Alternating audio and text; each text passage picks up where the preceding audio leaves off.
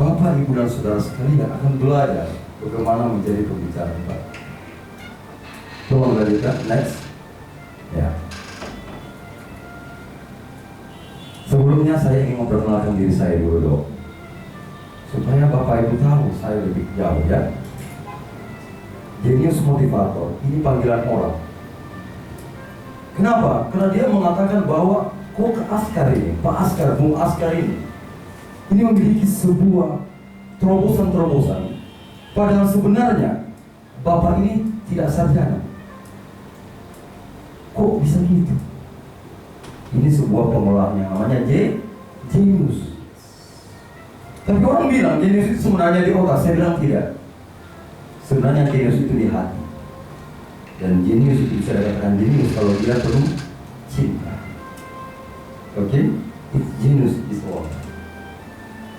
Kadang orang tidak tahu. Kira-kira cerdas itu adalah genius. Tidak sama. Lanjut. Saya memiliki sebuah lembaga yang bernama Smart Plus Institute untuk mengajarkan 3 hal. Yang pertama, bagaimana orang menjadi happy. Kedua, bagaimana orang menjadi rich, menjadi kaya. Dan bagaimana orang menjadi sukses. Ya, itulah Smart Plus Institute yang saya bangun. Ini memang agak unik. Ya, karena memang saya mau unik. Oke? Seperti dengan senior saya tadi, I Love Monday. Itu unik gitu. Tepuk tangan dulu buat Pak Faisal. Lanjut. Saya mempunyai sekolah pidato Global Genius Public Speaking, mengajarkan cara tercepat, termudah, dan termurah di Indonesia. Gitu. Tempatnya di Pertarani. Oke. Lanjut. Nah, saya kebetulan juga menjadi ketua Ikatan Motivator Sulawesi. Kenapa selama ini kita impor dari Jawa motivator?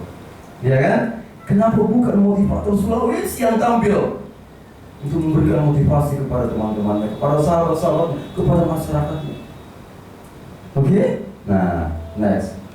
Saya mengajarkan berbagai macam ilmu. Next. Ya, ini adalah beberapa hal yang saya ajarkan. Saya juga aktif di sosial politik.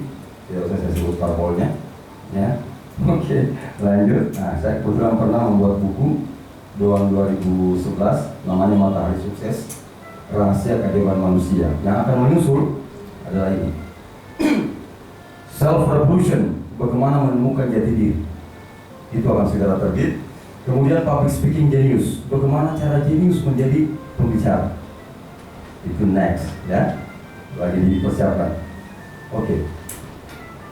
Saudara-saudara sekalian, kita harus paham bahwa menjadi pembicara atau public speaking itu punya arti. Ya. Dan saya minta hari ini kita akan belajar dengan santai. Oke? Belajar dengan serius itu tidak masuk. Harus belajar dengan santai. Kenapa Yahudi itu hebat? Kenapa Yahudi itu hebat? Karena dia belajar dalam santai, bukan dalam serius. Oke? Saya tahu karena saya pelajari ilmunya. Apa rahasia Yahudi saya tahu. Apa rahasia Cina saya tahu. Jadi jangan masing-masing ketemu. Saya bongkar rahasianya. Nah, orang bertanya, what is public speaking? Ya, ini kan bahasa Bugis dari Eropa. Ya. Itu yang pertama adalah the art of communication. Jadi seni berkomunikasi. Mungkin Anda tahu bercakap-cakap, tapi belum tentu tahu public speaking. Oke?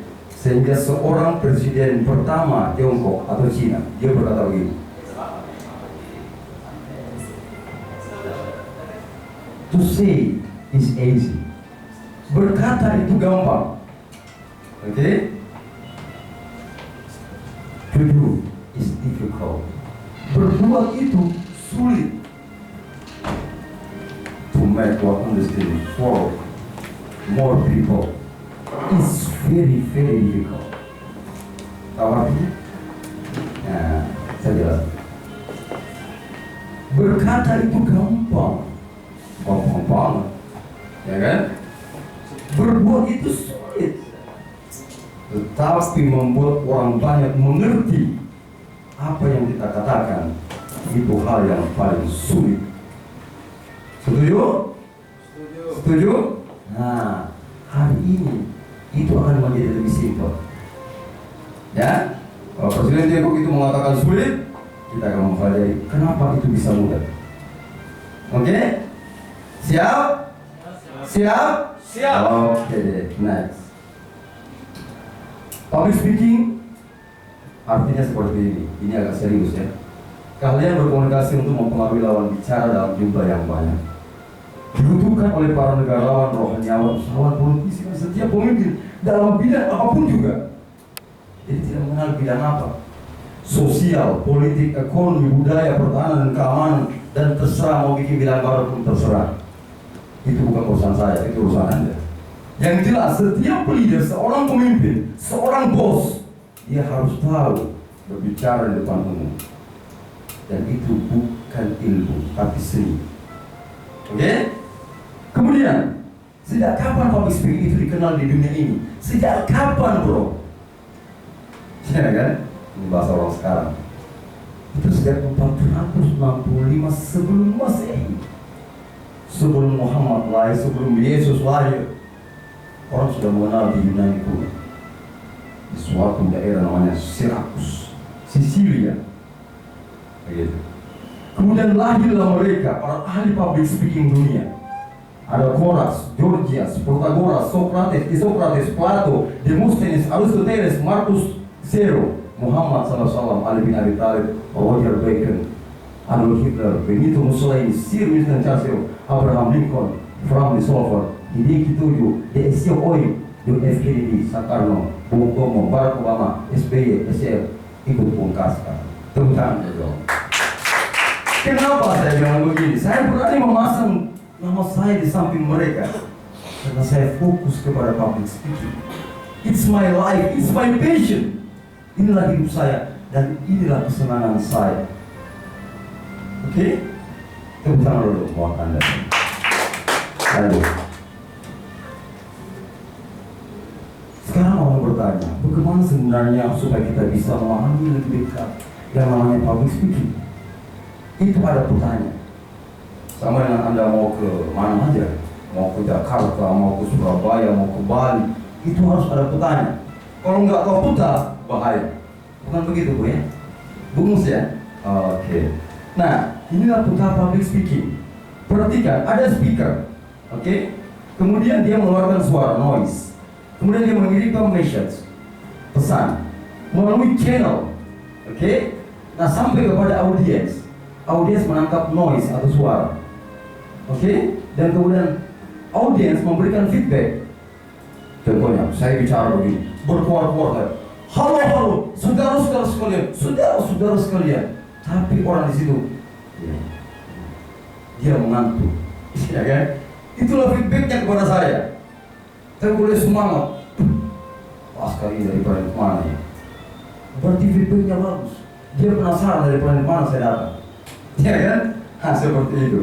Nah, inilah modelnya. Kemudian ada traditional media. Ada media yang bermain di sekitar kita. Termasuk beliau tadi dari Fajar. Ya, itu media. Media itu kita berbicara kepada orang banyak. Bahkan kalau kita hanya berteriak, berapa orang saya bisa dengar? Ya kan? Tapi kalau lewat media, luar biasa. Ribuan bahkan jutaan orang bisa mendengar dan mengetahui. Tepuk tangan dulu buat Anda semua. Lanjut. Kemudian, nah sekarang berdiri semua.